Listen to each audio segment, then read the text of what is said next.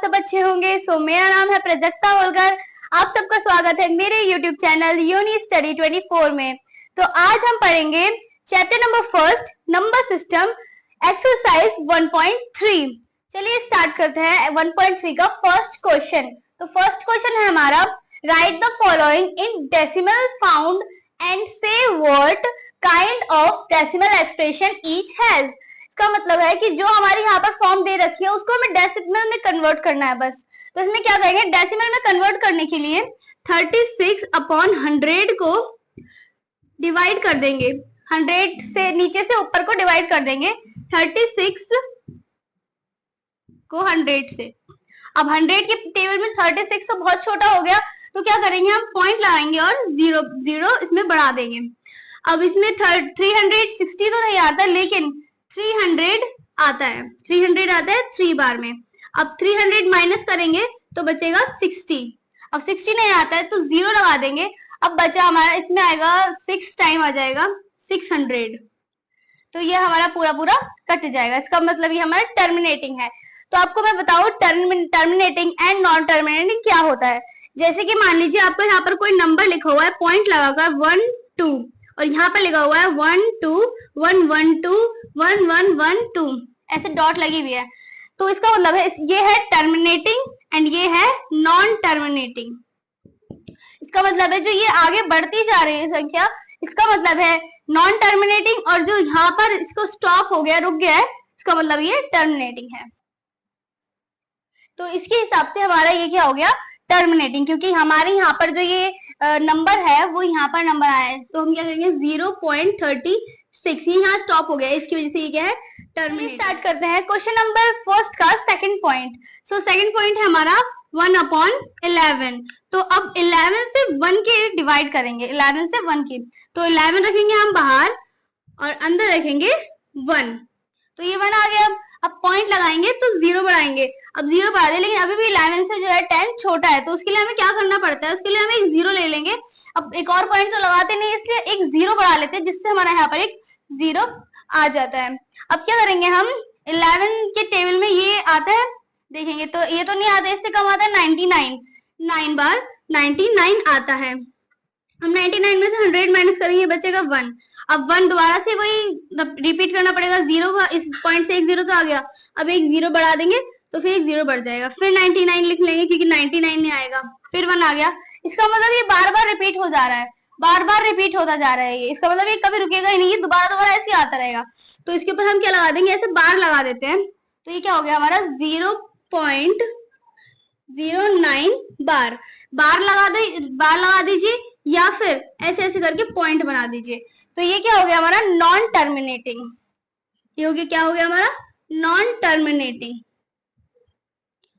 इसलिए ये हो गया इसका आंसर। फर्स्ट क्वेश्चन का थर्ड पॉइंट। तो थर्ड पॉइंट है हमारा 1/8 and 4। अब इस इक्वेशन को पहले हमें सॉल्व करना पड़ेगा। तो हम इसे सॉल्व कैसे करेंगे, 8 में 4 की मल्टीप्लाई कर देंगे, हो जाएगा 32, एंड 32 में 1 प्लस कर देंगे तो हो जाएगा 33, एंड अपॉन में लगा देंगे 8। अब इसको करेंगे हम डिवाइड, तो 8 की 33 से डिवाइड करेंगे, 33 एंड डिवाइड बाय 8। चलिए करते हैं। अब क्या करेंगे, 33 तो आता नहीं है, लेकिन आता है 32, 4 टाइम आता है 32। तो 32 में से माइनस करेंगे तो बचेगा सिर्फ 1, एंड 1 बचा। अब इसमें क्या करेंगे, हम पॉइंट लगाना पड़ेगा क्योंकि 8 तो बहुत छोटा हो गया, 1 तो 8 से। तो अब 0 लगा दिया। अब 8 आता है 1 बार में आता है 8, एंड बचा कितना, 2। अब 2 के पीछे भी 0 लगा देंगे, एंड अब या इसकी जगह पर आता है 16 आता है, जिसमें से हम इसे माइनस कर सकते हैं। एंड अब आया हमारा 4, बचा 4, एंड अब क्या करेंगे, इसके पीछे भी 0 लगा देंगे, एंड इस 40 आता है 5 बार में, 8 के टेबल में 5 बार में 40 आता है। तो ये क्या हो गया हमारा, खत्म। तो अब आया कि हमारा आंसर है हमारा 4.125, एंड अब ये क्या है हमारा, ये टर्मिनेटिंग है। क्यों है ये टर्मिनेटिंग, इसलिए क्योंकि ये रुक स्टॉप हो गया है, यहाँ पर इससे आगे बढ़ नहीं रहा है।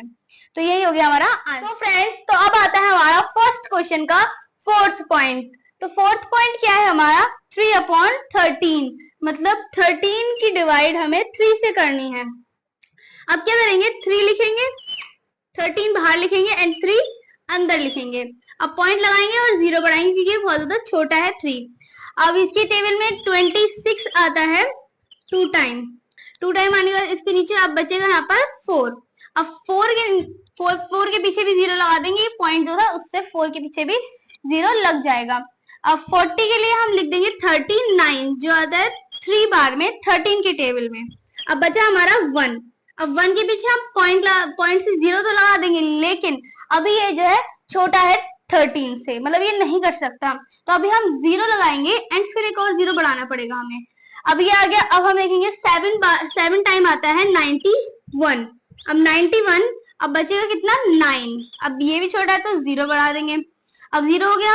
अब हम करेंगे 78 जो आता है 6 टाइम 78 आता है। अब हम इसमें से माइनस करेंगे तो बचेगा हमारा 12। अब 12 में अब हम पीछे 0 लगा देंगे। अब हमें देखना है कि ये कितनी बार आता है, तो 9 बार आता है हमारा 117। अब हम इसमें से माइनस करेंगे तो यहाँ पर बचा हमारा माइनस करने के बाद 3। अब 3 के पीछे हम लगा देंगे 0। तो आप ये देख सकते हैं कि यहाँ पर जो 30 था वो यहाँ पर आ गया है, इसका मतलब ये दोबारा रिपीट होगा। अब लास्ट में जाके फिर 30 आ जाएगा, फिर रिपीट होगा, इसका मतलब ये रिपीट होता जाएगा। इसके पीछे इस टाइप से डॉट डॉट लग जाएगी कि ये रिपीट होता जा रहा है पूरा। तो इसके पीछे हम डॉट डॉट लगा के इसके ऊपर बार लगा देंगे, तो बार का मतलब है कि ये बार बार रिपीट हो रहा है, पता नहीं है। जब बार लग जाता है किसी भी संख्या पर तो वो क्या हो जाती है, नॉन टर्मिनेटिंग।